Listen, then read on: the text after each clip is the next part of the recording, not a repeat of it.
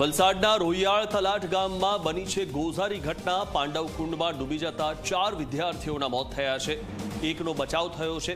વાપીની KPS કોલેજના 8 વિદ્યાર્થીઓ ફરવા માટે આવ્યા હતા, ત્યારે સ્થાનિકોએ મૃતદેહને બહાર કાઢીને હોસ્પિટલ લઈ ગયા હતા અને ઘટનાની જાણ થતાં પોલીસની ટીમ પણ દોડી આવી હતી।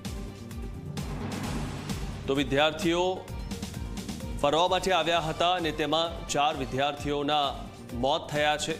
ત્યારે વલસાડના રોહિયાળ તલાટ ગામમાં આ ગોઝારી ઘટના બની છે। પાંડવકુંડમાં ડૂબી જતા 4 વિદ્યાર્થીઓના મોત થયા, તો એક વિદ્યાર્થીનો બચાવ થયો છે। વાપીની કેપીએસ કોલેજના 8 વિદ્યાર્થીઓ અહીંયા ફરવા માટે આવ્યા હતા અને સ્થાનિકોએ મૃતદેહને બહાર કાઢીને હોસ્પિટલ લઈ ગયા હતા, ત્યારે ઘટનાની જાણ થતાં પોલીસની ટીમ પણ દોડી આવી હતી।